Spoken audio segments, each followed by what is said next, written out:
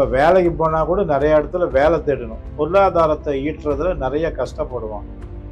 அது ஏனோ தானோ பெரியவங்க ஏதாவது சொத்து சேர்த்து வச்சிருந்து வீடே கட்டுவான். ஆனா வெள்ளையெல்லாம் சூப்பரா அடிச்சிருப்பான். கொஞ்சோண்டு தாம்பூலம் எடுப்பதற்கு யோசிப்பான். அது சின்ன செலவு.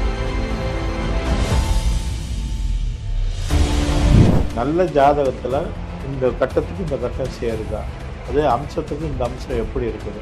ஒருத்தர் நல்லா ஓஹோன்னு இருந்தால் நம்ம என்ன சொல்கிறோம், அவன் வாங்கிட்டு வந்து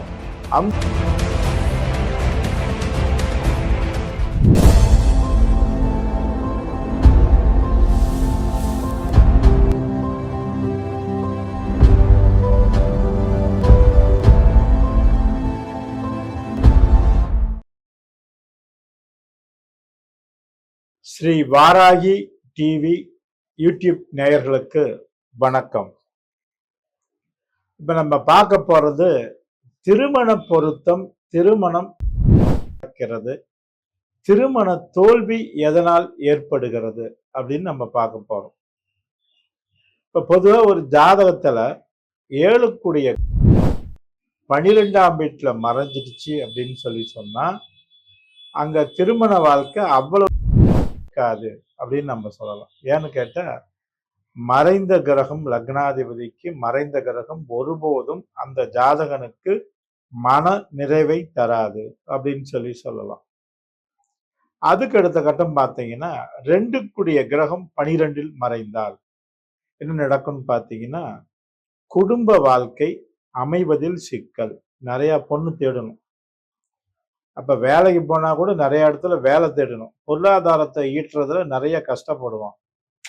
அது ஏனோ தானோ பெரியவங்க ஏதாவது சொத்து சேர்த்து வச்சிருந்தா வாழ்க்கையில ஓட்டலாமே தவிர, இவனா சம்பாதிச்சு நடக்கிறதுல நிறைய சிக்கல் வரும்.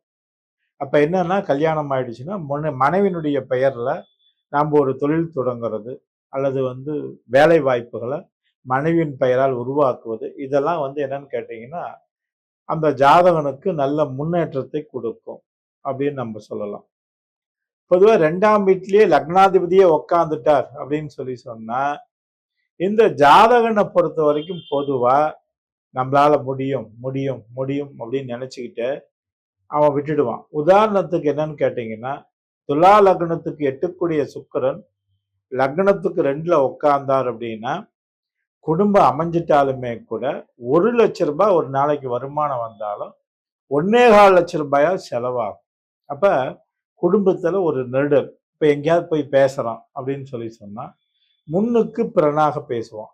இப்ப நம்ம என்ன சொல்லணும்னு நம்ம நினைக்கிறோமோ அதை அந்த ஜாதகன் சொல்ல மாட்டான், வேற ஒரு விஷயத்தை பத்தி பேசுவான். சரி, ஒரு ஜாதகத்துல 7ஆம் அதிபதி 7ஆம் வீட்லயே இருந்தா நல்லது தானே, வலுவா இருக்குமா அப்படின்னு கேட்டா கண்டிப்பா வலுவா இருக்காது. காரணம் என்னன்னு கேட்டா, காரகோ பாவனாஸ்தின்னு அர்த்தம். 7 7ஆம் வீட்டிலே இருந்தா அது காரகோ பாவனாஸ்தி அப்படின்னு நம்ம சொல்றோம். ஏன் சொல்றோம்னு கேட்டீங்கன்னா, இந்த காரகோ பாவனாஸ்தி அப்படின்னு சொன்னா மனைவி தங்குவதில் சிரமம் அப்படின்னு சொல்லலாம்.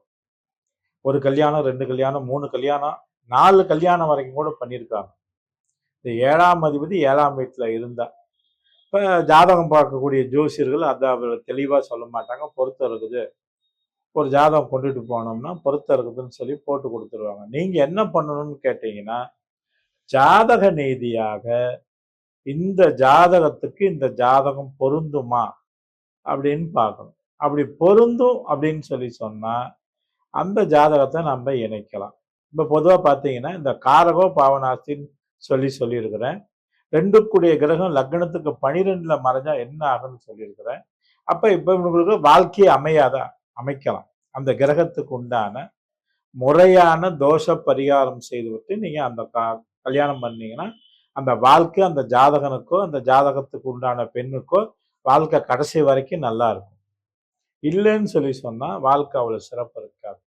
பொதுவா துலா லக்னம் அப்படின்னு சொன்னா 3 குருவும் 6 குருவும் அப்படின்னு சொல்லும் போது அவர் 5ஆம் வீட்டுல உட்கார்ந்துடுறார்.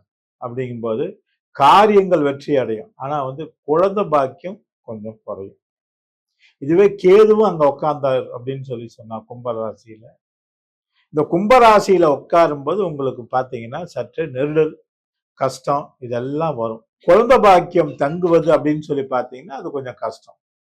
குழந்தை பாக்கியம் ஏற்படாது. அவங்களுக்கு வந்து மேக்சிமம் வந்து பிற தம்பி வீட்டு குழந்தையோ அல்லது தங்கச்சி வீட்டு குழந்தையோ, அண்ணன் வீட்டு குழந்தையோ இந்த மாதிரி குழந்தைங்கள வளர்த்த வேண்டிய நிர்பந்தம் ஏற்படும் அப்படின்னு சொல்லலாம்.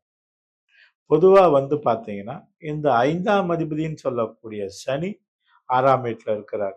துலா லக்னத்திற்கு. அப்படின்னு நம்ம இன்னொரு விஷயம் பார்த்தோம்னா, அவன் தைரியமா இருப்பான். எந்த ஒரு இதையும் வந்து சாதிச்சுட்டு வருவான் அப்படின்னு சொன்னாலுமே கூட, 4, 5க்குடையவர் 6ஆம் வீட்ல இருப்பது எப்பயுமே பணம் இருந்தாலும் சரி, சுகமா இருந்தாலும் சரி, கொஞ்சம் வந்து போராடி தான் பெற வேண்டிய நிர்பந்தம் ஏற்படும்.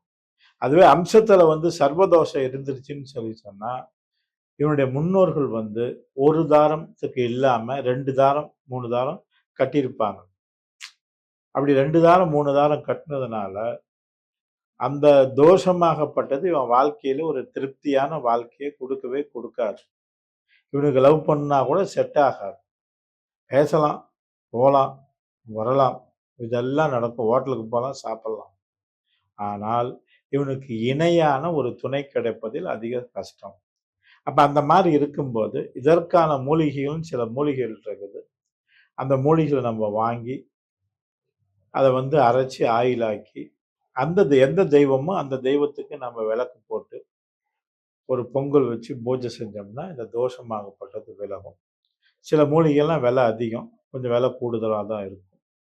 அத முறையா பண்ணிட்டோம்னா, இந்த குழந்தை பாக்கியம் இல்லாம இருக்கிறதும், பொதுவா வந்து கல்யாணம் ஆகாம ரொம்ப தள்ளி போறதும், இதெல்லாம் சரி பண்ண முடியும்.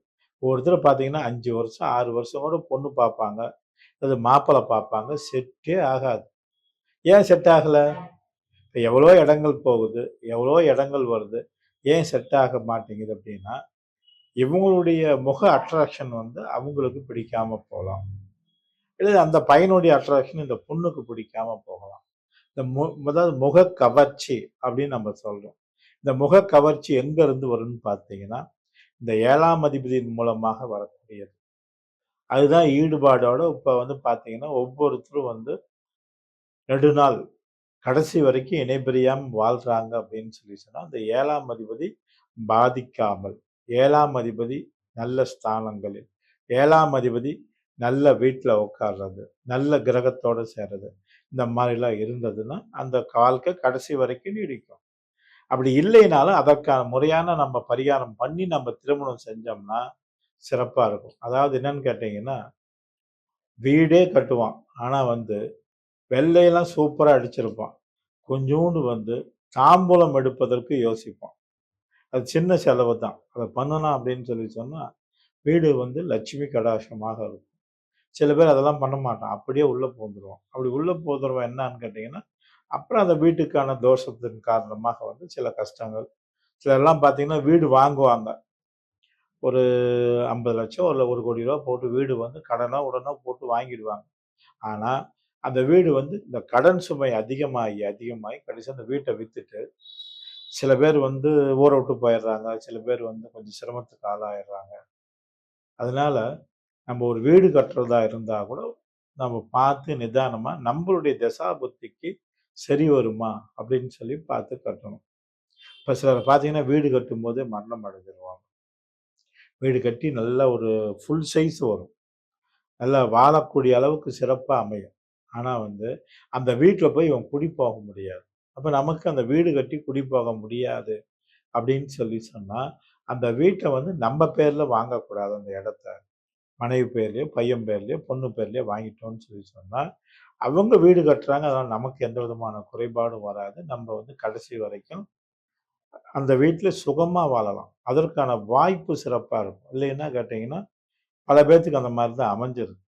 இப்ப உதாரணத்துக்கு ஒண்ணு சொல்லணும் அப்படின்னு சொல்லி பார்த்தீங்கன்னா, என்கிட்ட ஒரு 7 வருஷத்துக்கு முன்னாடி ஒரு நண்பர் வந்திருந்தார் ஜாதகம் பார்க்க.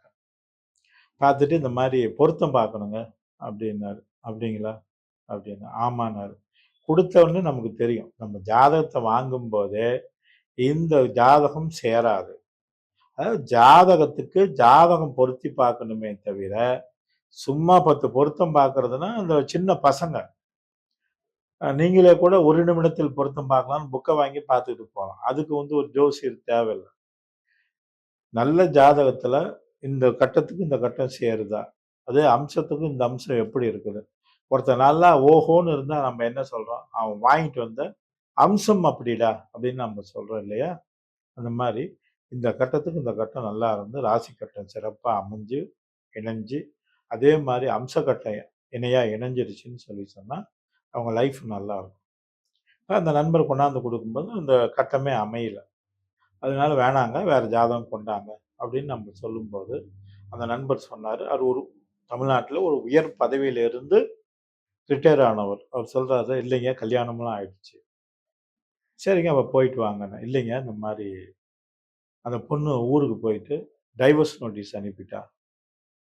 பையன் வந்து வெளிநாட்டுல இருக்கான். வெளிநாட்டுலருந்து ஒடியாந்துட்டான் அப்படின்னு சொல்லி அவங்க சொல்லும்போது, நம்ம என்ன சொல்றோம்? சரி. இப்ப இந்த தோஷ பரிகாரம் பண்ணீங்கன்னா, அந்த பொண்ணும், பையனும் சேர்ந்து வாழ்வாங்க அப்படின்னு சொல்லி சொல்றோம். அந்த மாரி அவங்க செஞ்சாங்க. மறுபடி வந்து அந்த பொண்ணு வந்து அந்த ஊருக்கே போயி, திரும்ப வந்து நல்லபடியா வாழ்ந்து ஒரு பையன பெத்து சந்தோஷமா வாழ்றாங்க. அதுக்கு காரணம் என்னன்னு கேட்டா, முறையான கடவுள் வழிபாடு, பரிகாரம். பரிகாரம் என்பது வந்து ஏமாற்று வேலைன்னு சில பேர் பண்ணுவாங்க. அது வேற. தெய்வத்துக்கே மூலிகைகள வாங்கி நம்ம விளக்கு போடும்போது, அது வந்து நம்ம கலசம் வச்சு அத பண்றோம், இத பண்றோம்ன்னு ஒருத்தர் சொல்றாங்க அப்படின்னு சொல்லி சொன்னா, அதுல வந்து சில முன்ன பின்ன நடக்கலாம். ஆனா வந்து தெய்வத்துக்கு நீங்க முறையா உங்க மனமார அந்த மூலிகைகள நம்ம இது பண்ணி நம்ம வழிபாடு செஞ்சோம்ன்னு சொல்லி சொன்னா, நம்ம வாழ்க்கை துணை மிக அற்புதமாக அமையும். வாழ்க்கை அற்புதமாக அமையும். அதிர்ஷ்டகரமாக அமையும். அதே மாரி வேலை வாய்ப்புக்கும் அதுதான். நம்முடைய செயல்முறை, நடைமுறை இது இத்தனைக்கும் வந்து நம்ம கிரகத்தினுடைய தன்மை தான். அப்புறமா வந்து பார்த்தீங்கன்னா, அவங்க நல்லா இருக்கிறாங்க. அந்த மாரி வந்து பல ஜாதகங்கள் என்கிட்ட வந்திருக்கு. யாரோ கல்யாணம் பண்ணி வச்சு, பொருத்தம் பார்த்து வச்சு. ஆனா நம்ம போய் கேட்டோம்னா, அந்த ஜோசியர் என்ன சொல்லுவார் கேட்டீங்கன்னா, நான் இத போடவே இல்லன்ட்டு அந்த இடத்த விட்டு நவுந்துருவாரு. ஆனா உண்மை என்னன்னு கேட்டா, ஜாதகத்துக்கு ஜாதகம் இணையுதான்னு பார்த்துட்டு, நீங்க திருமணம் செஞ்சீங்கன்னா, உங்க பிள்ளைங்க ரொம்ப நல்லாவும், சிறப்பாவும் இருப்பாங்க அப்படின்னு சொல்லி சொல்லலாம்.